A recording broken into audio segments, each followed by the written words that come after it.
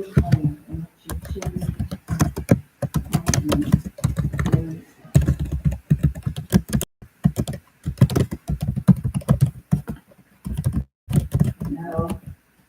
you can always go back to that fine tuning throughout your meditation. Be part of practice, just as everything is. The thoughts, the sensations, sounds.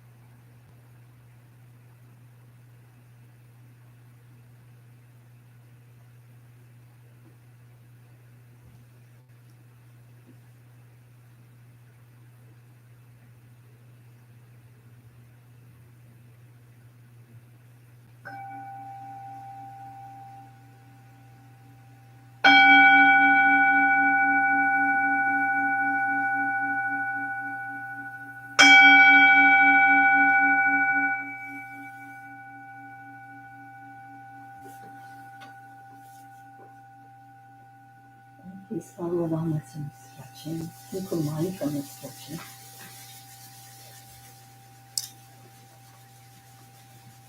And with your warmed hands, just cover your face with your arms.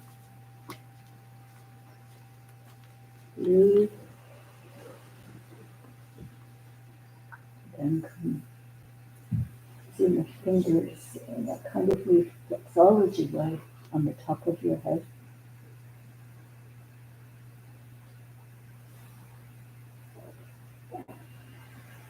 And pulling your ears down. And breathing with this knuckle right under the nostrils of the head. These are the reflexology things. And then stretching forward and back, chin down, eyes back. And pushing with the heels of your hands. You feel it through the outside of your body, down your arms to your wrist. And release down, exhaling.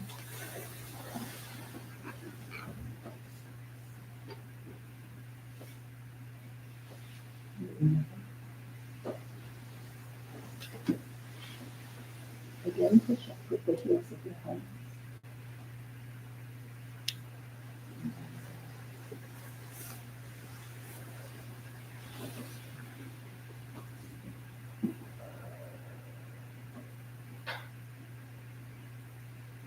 And coming up to the other side, and when you exhale, this helps to lower blood pressure.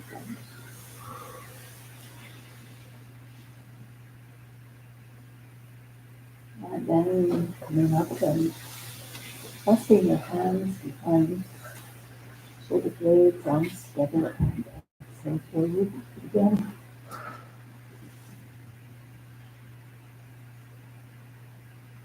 And inhale. Twisting and deeply to the left. Head and eyes are far around as you can go. Massaging the whole nervous system in the spinal column and changing to the other side.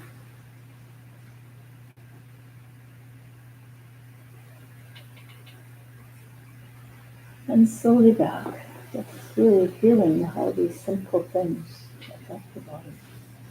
And then slipping.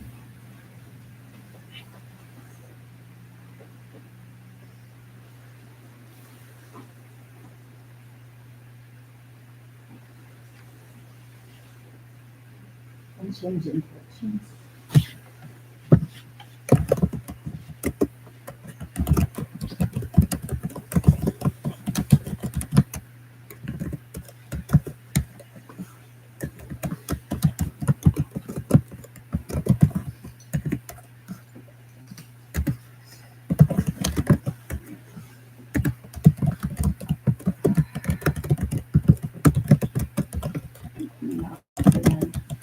Stretching the spine sideways. So we want to keep straight, not be bent forward as we bend sideways. Keep up straight. And then do the vertebrae get affected all evenly. And then back and down, exhaling. And the other side, inhaling.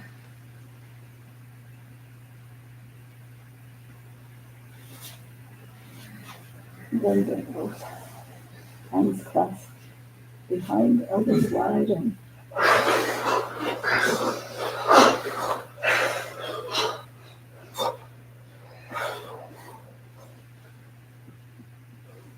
and again, keeping your torso straight. And then the other side.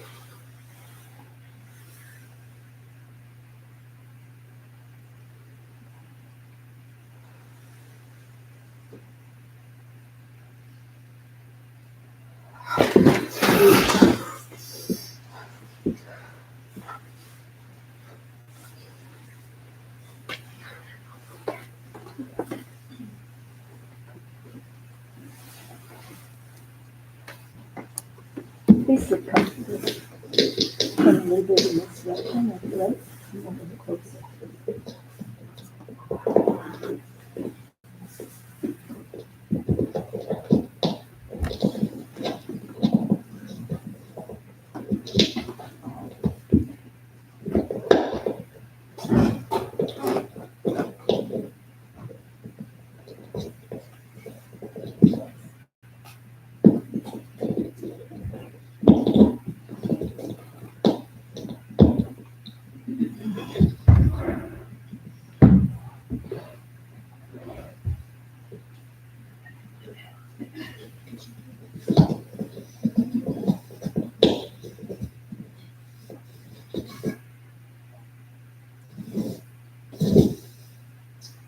Listen.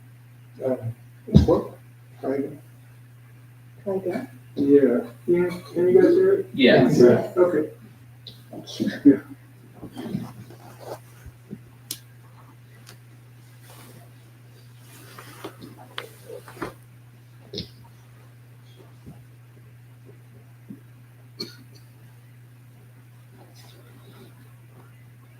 Got all my little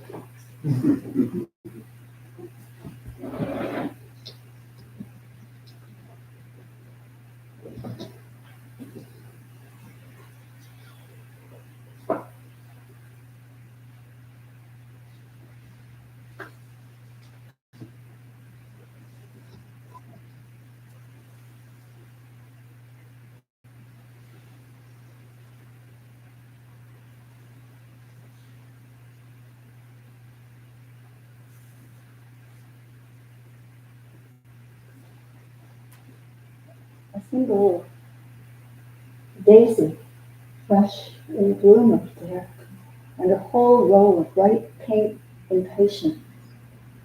Frost hasn't got them yet. And the rest of the yard, a little bedraggled, but beautiful in its bedragglement. That's how fall is. It's not all colorful like we've been having in summer and spring, but it has its own deep color in its bedragglement. Good morning and welcome into the Ten Directions. Good morning. Anyone new this morning? Okay. Welcome. My name is Haju, H-A-J-U. And I'm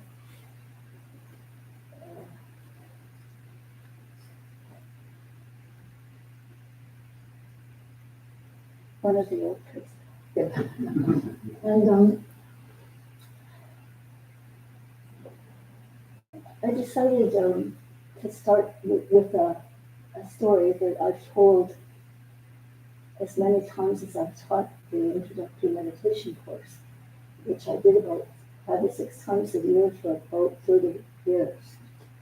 So this is a story that comes from our Buddhist tradition, and it's deep in my bones. And I feel like it's a short story. It reads into much more. It's about a blind turtle that's swimming in the ocean. And because it's blind, it's just swimming, and it is looking to find a log to pull itself up on to get rest.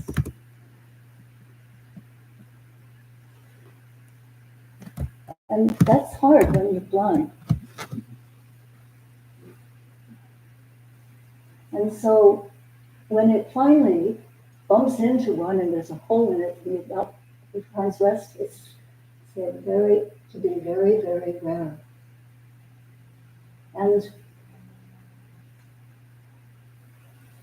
it is likened to your being here compared to what everybody else is doing today. There's not so many of us swimming in our lives, trying to overcome our ignorance, and find a place where we can rest, where we can breathe. And this is a story that used to be told by and I guess still, the old monks and nuns in the monasteries in Korea. After evening practice, it's for the young ones who came, and the old monks and nuns, they would just tell stories of the tradition. And that one, because they would point at the younger, the nose, and say, "Do you see what a wonderful opportunity you have to be here and doing this work?" And so it would be kind of a beautiful ritual and time for discussion and back and forth. So I decided, well, I'm going to play that role of the old nun, or the old Buddhist priest this morning with you, especially kind of in my kind of response to the situation in our country, which we're all facing right now. So I would like to offer some of the Buddhist teachings that may be helpful, story, and I wrote a crazy poem. And so see how all of these can touch you, if at all. It's called Take What's Helpful and Leave the Rest. Always sad.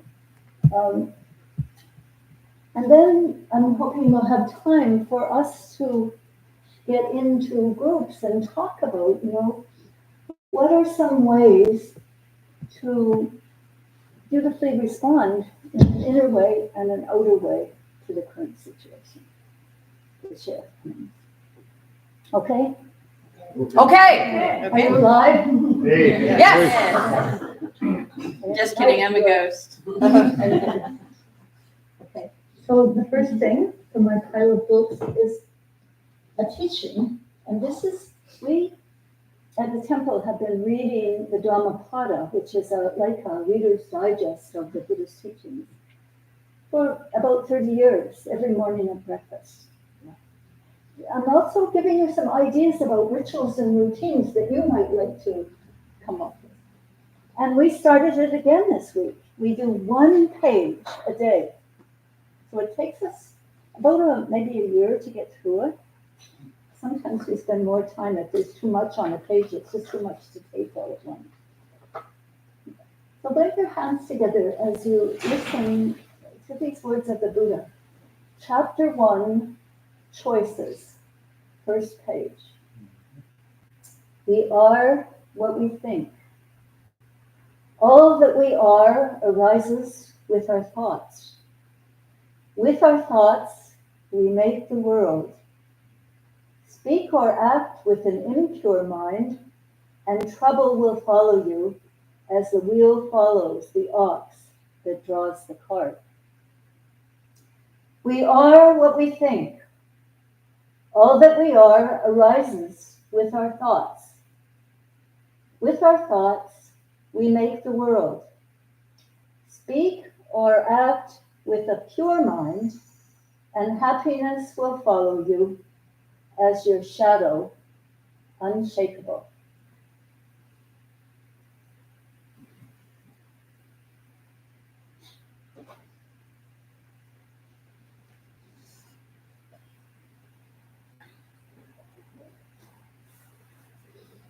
Okay. The story.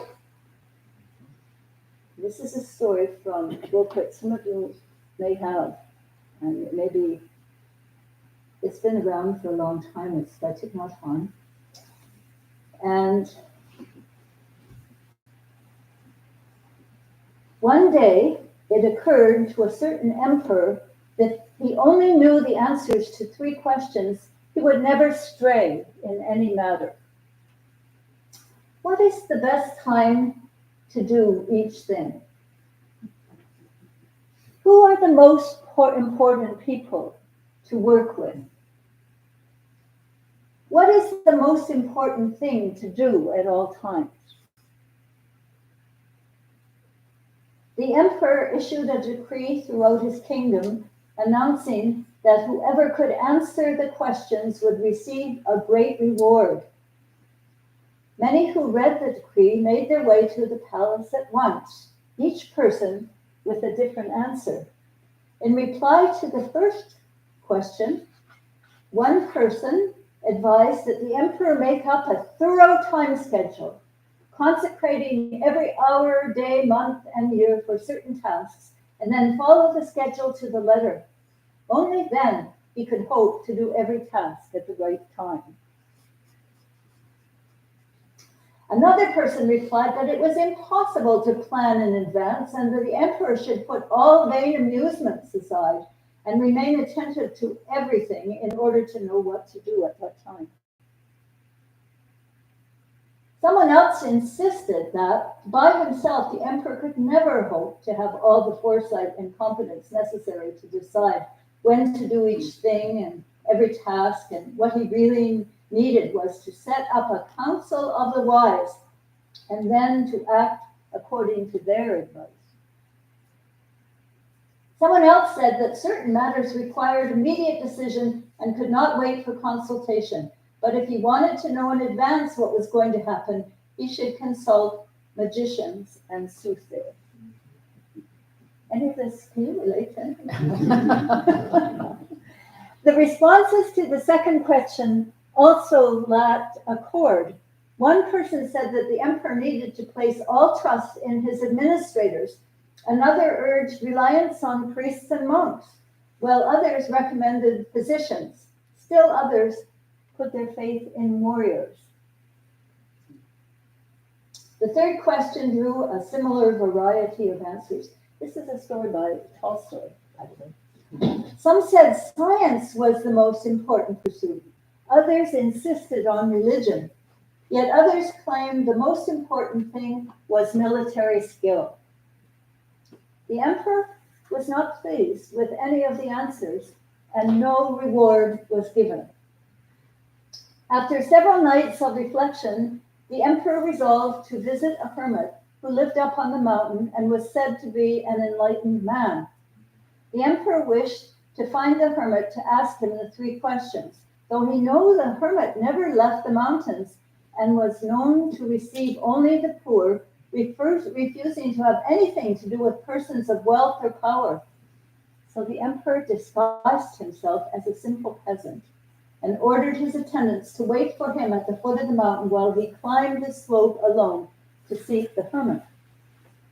Reaching the holy man's dwelling place, the emperor found the hermit digging a garden in front of his hut. When the hermit saw the stranger, he nodded his head in greeting and continued to dig. The labor was obviously hard on him. He was an old man, and each time he thrust his spade into the ground to turn the earth, he heaved heavily. The emperor approached him and said, "I have come to ask your help with three questions. When is the best time to do each thing? Who are the most important people to work with? What is the most important thing to do at all times?" The hermit listened attentively, but only patted the emperor on the shoulder and continued digging. The emperor said, "You must be tired. Here, let me give you a hand with that." The hermit thanked him, handed the emperor the spade, and then sat down on the ground to rest. After he had dug 2 rows, the emperor stopped and turned to the hermit and repeated his 3 questions. The hermit still did not answer, but instead stood up and pointed to the spade and said, "Why don't you rest now? I can take over again." But the emperor continued to dig. 1 hour passed, then 2. Finally, the sun began to set behind the mountain. The emperor put down the spade and said to the hermit, "I came here to ask if you could answer my 3 questions, but if you can't give me any answer, please let me know so I can get on my way home." The hermit lifted his head and asked the emperor, "Do I hear someone running over there?" The emperor turned his head. They both saw a man with a long white beard emerge from the woods. He ran wildly, pressed his hands against a bloody wound on his stomach. The man ran toward the emperor before falling unconscious to the ground, where he lay groaning. Opening the man's clothes, the emperor and hermit saw that the man had received a deep gash. The emperor cleaned the wound thoroughly and then used his own shirt to bandage it. But the blood completely soaked it within minutes. He rinsed the shirt out and bandaged the wound a second time and continued to do so until the flow of blood had stopped. At last, the wounded man regained consciousness and asked for a drink of water. The emperor ran down to the stream and brought back a jug of fresh water. Meanwhile, the sun had disappeared and the night air had begun to turn cold. The hermit gave the emperor a hand in carrying the man into the hut, where they laid him down on the hermit's bed. The man closed his eyes and lay quietly. The emperor was worn out from a long day of climbing the mountain and digging the garden. Leaning against the doorway, he fell asleep. When he rose, the sun had already risen over the mountain. For a moment, he forgot where he was and what he'd come here for. He looked over to the bed and saw the wounded man also looking around him in confusion. When he saw the emperor, he stared at him intently and then said in a faint whisper, "Please forgive me. You do not know me, but what have you done that I should forgive you?" the emperor said. "You do not know me, your majesty, but I know you. I was your sworn enemy, and I had vowed to take vengeance on you, for during the last war you killed my brother and seized my property. When I learned that you were coming alone to the mountain to meet the hermit, I resolved to surprise you on your way back and kill you. But after waiting a long time, there was still no sign of you, so I left my ambush in order to seek you out. But instead of finding you, I came across your attendants who recognized me, giving me this wound. Luckily, I escaped and ran here, and if I hadn't met you, I would surely be dead by now. I had intended to kill you, but instead, you saved my life. I am ashamed and grateful beyond words. If I live, I vow to be your servant for the rest of my life, and I will bid my children and grandchildren to do the same. Please grant me your forgiveness." The emperor was overjoyed to see that he was so easily reconciled with a former enemy. He not only forgave the man, but promised to return all the man's property and to send his own physicians and servants to wait on the man until he was completely healed. After ordering his attendants to take the man home, the emperor returned to see the hermit. Before returning to the palace, the emperor wanted to repeat his 3 questions one last time. He found the hermit sowing seeds in the earth they had dug the day before. The hermit stood up and looked at the emperor. "But your questions have already been answered." "How's that?" the emperor asked, puzzled. "Yesterday, if you had not taken pity on my age and given me a hand with digging these beds, you would have been attacked by that man on your way home. Then you would have deeply regretted not staying with me. Therefore, the most important time was the time you were digging in the beds. The most important person was myself, and the most important pursuit was to help me. Later, when the wounded man ran up, the most important time was the time you spent dressing his wound. For if you had not cared for him, he would have died, and you would have lost the chance to be reconciled with him. Likewise, he was the most important person, and the most important pursuit was taking care of his wound. Remember that there is only one important time, and that is now. The present moment is the only time over which we have dominion. The most important person is always the person you are with, who is right before you. For who knows if you will have dealings with any other person in the future. The most important person, most important pursuit is making the person standing at your side happy, for that alone is the pursuit of life. And then Thich Nhat Hanh comments, Tolstoy's story is like a story out of scripture. It doesn't fall short of any sacred text.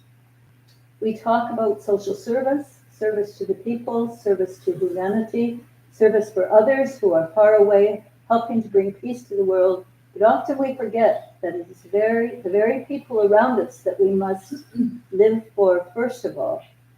If you cannot serve your wife or husband or child or parent, how are you going to serve society, etc.?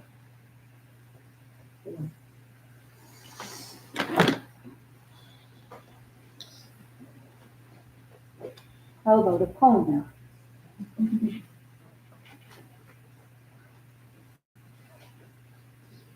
Okay, a little background. I've been away in Buffalo with my family. This has been a wonderful change of pace for me.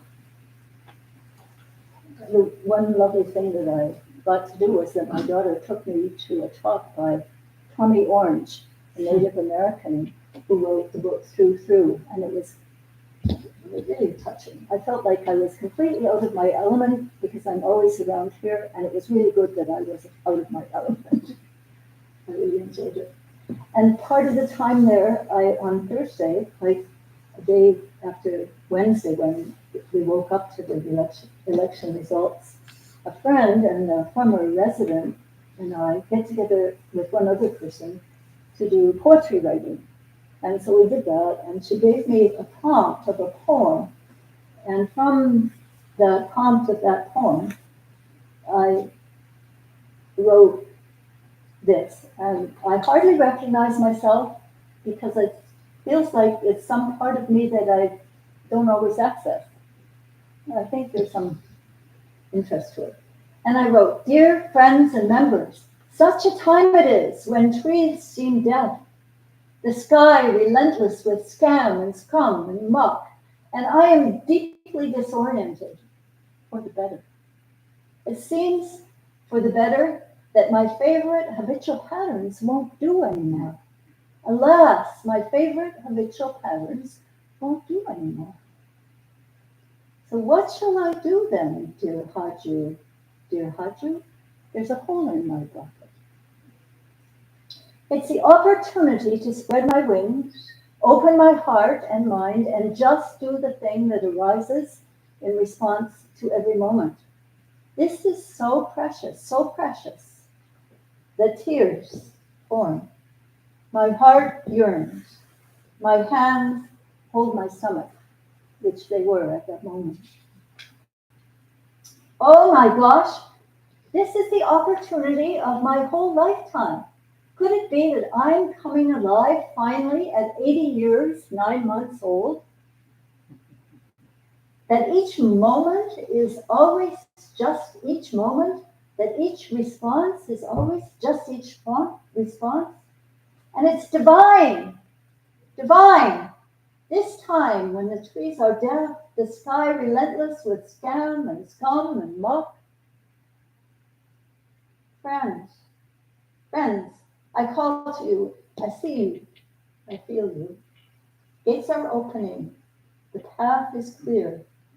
Awakening, so very near. Let's do it. Tears of joy. A kick in the butts for Bodhisattva. Yeah. Okay. And teachings now. Okay, the formal teachings. And there's going to be, I brought a kind of blackboard because I was going to write them down, but I forgot the pen. So we'll do it this way. There's 3 teachings that I think it's really important for us to not just know through understanding, but know through direct experience. Because if we have not experienced with our whole body, our whole being, we don't actually really get it. We can talk it, the talk, but not walk the talk. And so if you look at the Buddhist teachings, they're all about all of us learning to walk the talk, to walk the Dharma. And so I think it's the reason I brought my pile of books is that I'm hoping each of you has at least one book, or maybe more, and I'll talk about these, that you can refer to, so you can get a reality check, that you can sort of inspire something that's always in you, your Buddha nature. Yeah. Okay, so the 3 things that I'd like to offer right now are the concept, well, first of all, it's called sunyata, and it means emptiness in English. Sunyata is a Sanskrit word, maybe the Pali. And it means,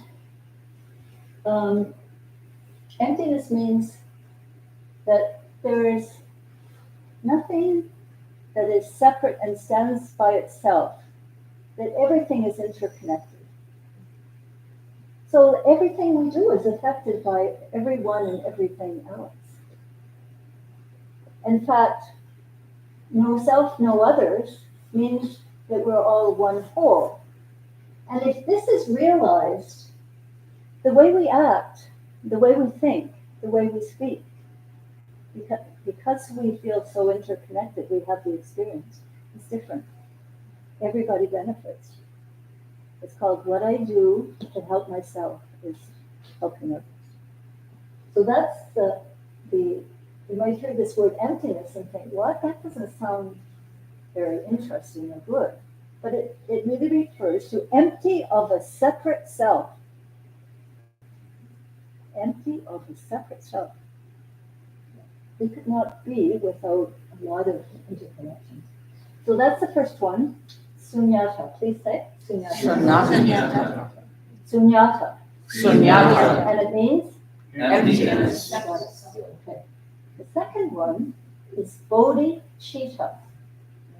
Bodhicitta. Bodhicitta. It's like Chitta. Bodhicitta.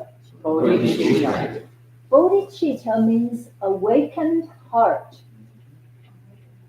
Chitta is an interesting word that means bodhi is awakening. Chitta means heart-mind, actually. Awakened heart-mind. And it means a heartfelt yearning to free ourselves from the pain of ignorance. That's swimming blindly to pain of ignorance and habitual patterns, from the pain of ignorance and habitual patterns, in order to help others do the same. So we start again with ourselves. And just as everyone affects us, we are in emptiness. So that's the first two. What are the first two?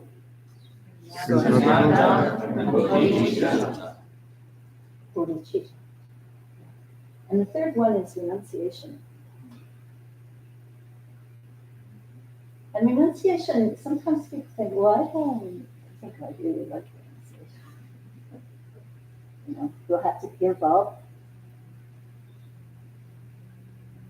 Well, it's really renunciation of your ignorance, of your afflictions, greed, anger, delusion. And it's a giving up of what we call samsara, just keep going around in circles and never getting any better, all the same patterns. That's why in my poem I say, wow, I'm going to get rid of my habitual patterns. I feel like if I can do that, I'll be a better vessel for just like plain ordinary life. Yeah. So those are the three teachings to really come to terms with: sunyata, bodhicitta, and renunciation. And it's good to read about them, and it's good to discuss them with others. So, because what we want to do is actually see how the teachings work in our everyday life. Sometimes you can read these books, like this one in particular, which is a great one on meditation. For any of you have been doing meditation for a long while, this whole book, the Siramgana Sutra, is on meditation practice and working with your mind. Because working with your mind is really crucial to this sunyata, bodhicitta, and renunciation. It's like the bottom line. If you have a mind that goes all over the place, it's hard to get settled down with any of this stuff. So that, and then I want to just say that this is a wonderful book too, because we're talking about the teachings and see what you get interested in. This is about the Bodhisattva way of life by Pema Chodron, who's a wonderful Buddhist teacher in the Tibetan tradition. And I like that she's called No Time to Lose, because these days, I think that's true. Almost any time, it's true. There's no time to lose. We need to get to the things that are really valued to us and really important, which is our spiritual health, because that is what is going to be the seed in the crucible of trying to help ourselves and the rest of the world. And then this is a wonderful book by Bhikkhu Bodhi called Social and Communal Harmony. And it would allow you to read all of the scriptures and the teachings of Buddha on harmony, social and communal. It's very prescriptive and detailed. We had this as a study book a few years ago, and I'm thinking it might be a good one for us to do again. How many would be interested if there was a study book on this? Yeah. Okay. And then this one by Thich Nhat Hanh called Understanding Our Mind is a great book because what it does is you have an experience in meditation and then you never know what to call that. So these books begin to articulate your experiences in a way. That's how I was told not to read when I first came. It was about 43 or 4 years ago to the temple in Toronto. And I didn't read for a couple of years, and I thought, I don't know anything about Buddhism. Because we had so much renovation to do on the temple, and I just had a new baby, so I had no time to read, and our teacher said, no reading. So when I came down here, and we began with Sunday services, my teacher did it for a long time, and then he said, you do it now. And I said, well, I can't because I don't know anything about Buddhism. He said, yes, you do. So he left, and I got a book right away. It's because, and I found with the book what the Buddha taught by Walpo Rahola was that book. That all of a sudden it was articulating my experiences. And so that's why I'm showing you these, so that you can get started, even if it's just 1 page a day. In fact, 1 page a day is really all you need a lot of times. And then we had a monk visit us soon, Heyman Soon, from Korea, South Korea, a couple of weeks ago. And he's wrote this really beautiful, user-friendly book. That's what Thich Nhat Hanh did too. Love for Imperfect Things, How to Accept Yourself in a World Striving for Perfection. And it's just a lovely one. And he has written 2 or 3 books you can find, and they're now being sold all over the world. And that's that one. And then we ourselves just have this little book called Moon Journey Through Clouds. And this is the one we read at breakfast each day. And this is a bookmark that one of our members made. So let's see. The vows of Samantha Bhadra. There's some wonderful things here to be inspiring the Bodhicitta. Yeah. How many already read a little bit about Buddhism on a regular basis? Good, good. How many are interested maybe to get started? If you haven't, yeah. Okay. All right, let's then finish up here. So I'm going to, let's see. Oh, we'll just have to do it another time. I talked a bit too much. And we don't really, if we want to keep your schedules and our schedules, we just have to stop now. So I'm going to ask Tom to read to us the way of the Bodhisattva. Because remember in my poem said I was getting a kick in the butt to be more of a Bodhisattva. And here's some scripture on the way of the Bodhisattva. And this is Tom, who's our newest Dharma teacher. Yeah. Put your hands on palm as we just deeply reflect on this scripture. The way of the Bodhisattva. Thus, by the virtue collected through all that I have done, may the pain of every living creature be completely cleared away. May I be the doctor and the medicine, and may I be the nurse for all sick beings in the world until everyone is healed. May a rain of food and drink descend to clear away the pain of thirst and hunger. And during the eon of famine, may I myself change into food and drink. May I become an inexhaustible treasure for those who are poor and destitute. And may I turn into all the things they need, and may these be placed close beside them.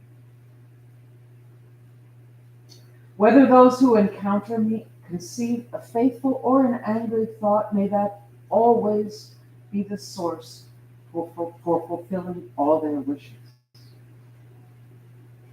May all who say bad things to me or cause me any other harm, and those who mock and insult me, have the fortune to awaken fully.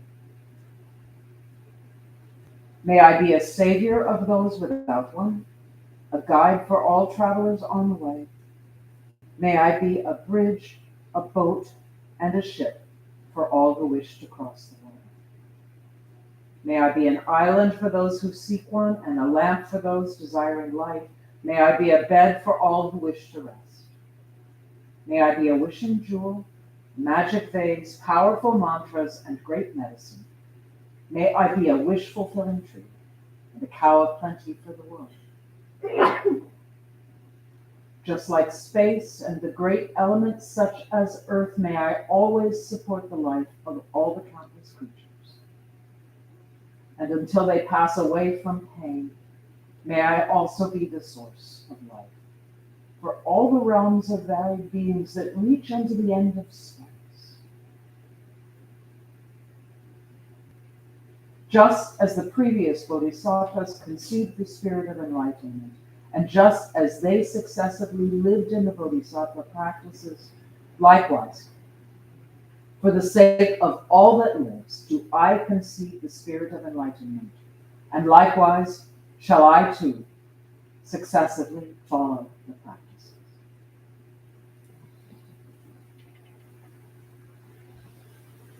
Thank you. And one final thing from the Metta Sutta. In the early 1990s, we had a resident who was quite a musician and a composer, and he wrote a lot of Buddhist songs at that time. And people had said that by listening to the songs, they learned more about Buddhism than any other way. They would have them in their car and be listening to. They're lots of fun. And this is an example of one of the ones he wrote, which is from the Metta Sutra, the Sutra on Loving Kindness. And so I thought, I'm interested to see if there's anyone here who's in. We've always had a choir from time to time over the years, maybe 3 different choirs, also had a band, and the band and the choir went on a tour of Buddhist temples with songs. And I think at this time it'd be good for us to all be singing a little more. I know you guys have your phones and you can listen to all the latest stuff. Here's an old-fashioned one. And I'm going to sing it, and you'll get the tune really easily. Then we're going to do it as a round. I used to do a lot of camping, so I thought people call me a little camping. So let's see. Even as a parent protects with their life their child, their only child, so with a boundless heart should one cherish all their needs. Let's sing it a couple of times before so that we get used to it. Yeah. And this is called having an opportunity to get out of your usual habitual habits. I don't sing, or I don't sing here or there. We just gotta get so that we can adapt to all the circumstances. Ready? Twice, and then we'll try it in rounds.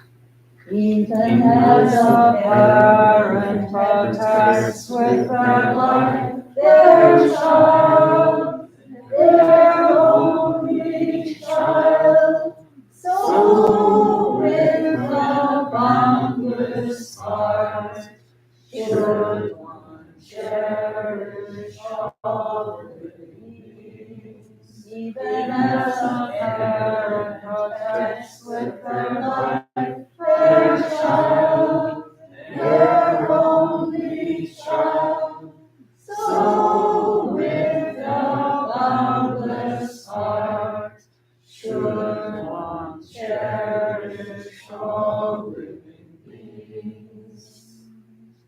Okay, so I'm going to be with all of you over here, and Tang-san, you'll be with all of those over there. Okay? Now, see what we can do. We're going to do it 3 times through each. We'll start. No, you guys will start, and then we'll come in. And there's not so many of us, so we have to be really strong. All right, so you start that group. And it's going to be even as a parent protects with their life, and then we start. Even as a parent protects with their life their child, their child, so with the boundless heart should rise on cherish with their life their child, their only child, their boundless heart should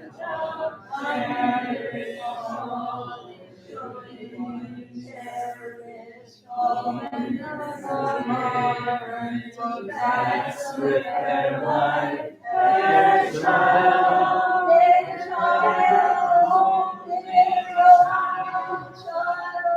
so with the boundless heart should one cherish all living beings. Well done. Nobody's looking at me singing good. Love for imperfect beings. I don't remember any part about this thing as having to be good at it. Yeah. Any other kind of comments? Okay. They started, how did they end last? That's what I Magic. Okay. So then I guess it's time to have announcements. I have a few, not many. Although I think we do have a new sheet out there that my own made plentiful copies of. So please take it if you like, and use the backside for notes. The few things going on. One, we have our beloved yoga class on Tuesday evening, 6:30 here in this room, ongoing. And the next big thing, put that on me. Old lady fingers. Okay, thanks. So I was saying, the one big thing coming up that you can participate in is on December 6th and 7th. So in a couple of weeks after Thanksgiving, we're having 7 p.m. Friday through noon Saturday overnight beginners and retreat, and in parentheses meditation class, because I guess sometimes we try to keep these two separate. Like there's one that's more about technique of breathing and posture. This one being a meditation retreat, it will be focused somewhat more on putting into practice the meditation, I believe. And it's an overnight one, and it is essentially like a one-day retreat. If you haven't tried, please do if you want to learn more about meditation and the present moment. Plus, it includes temple breakfast, which is the best breakfast in the world. That's for sure. Oh, yeah. Okay. So, other than that, I'm just going to let Mike explain the one other thing going on. Well, John. Recovery Dharma will meet at noon today in the storage room hall next door, the big yellow building. Just go up the steps through the door. Please make sure you remove your shoes. And if you just keep walking straight, you'll bump into us. And while I have the floor on the historic Good Hall steps, is a bin with some butternut squash in it. So feel free if you need some, take some. He grew it. Thank you. Thank you. It's the time of the year for butternut squash. Also, if you're interested in being in the choir or conducting a choir, please see me. And we will make a list and see if we can get going, singing a little more and have a choir that can guide us and inspire us. Nice. Worked really, really well in the past. The choir master left after getting his PhD once, and the other one, the kids got to the stage where she didn't have the time for all the practices. So now we're kind of looking for something. Oh, nice. Wish I could sing better. I don't think that you need to sing better. Well. It's more interesting. Nobody said you had to sing good. Okay. You ready for that? Thanks. The one last thing I'd like to recommend is after the service, we're going to want to, again, take the mats and cushions back to the corners of the room, unless they're along the red carpet here. And just sort of stack them neatly upwards, and that will be very helpful. Oh, also, thank you, of course, for being here, but also any kind of donation or dana, as we call it, you can give time or money. There's a fishbowl out there. There's, we call it Together Action on Saturdays, 3 to 5, right here in this area. It's a wonderful time to get together and accomplish some things together. So, thank you. Okay, who's done? We'll do 3 bows and then.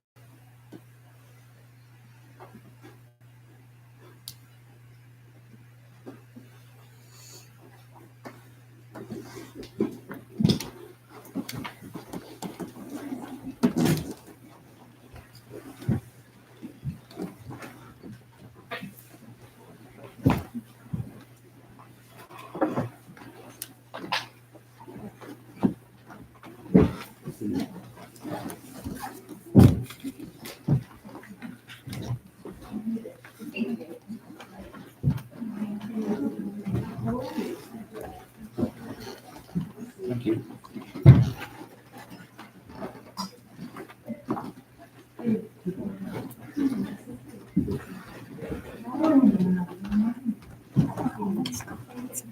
What's that?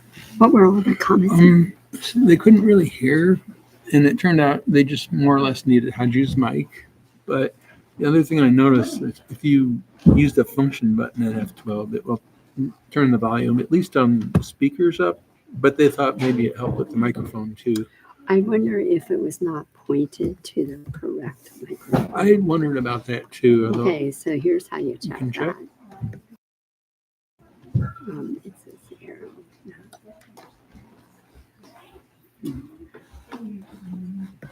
Does it tell you like all your current devices?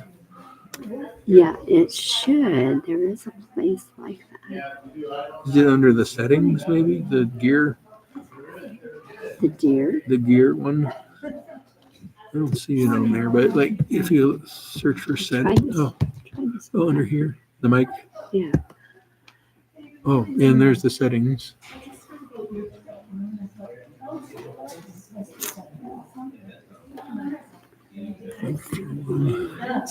Camera.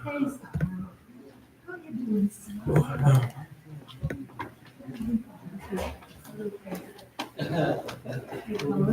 So I'm not quite sure where that is. yeah. It did pull up the settings, which was the gear thing I here. know, but it's just either on or Okay, so maybe if it slides down. Boy, and then sometimes you can type in here too. Microphone. Setup, sound, privacy. I guess maybe sound settings, speakers. Microphone. Okay, so here we want it on 2 Logitech, right? Or is it because it's on the other one? I think. it should be on the webcam. Yeah. Well. Okay. Well. Yep. See, it was pointed to this. Does So it? that That's is why. okay. Yeah. Sometimes that happens. Like once it's there, you can't really change it. Right. But so Okay. we'll know that next. Yeah. Can you change it during the middle of the service even? I think so. How did we get there again? It was Okay. Onward and upward. onward and upward. Yeah. I'll go out there with the. All right. Yeah. I need to get out there too, but we'll at least end this stream.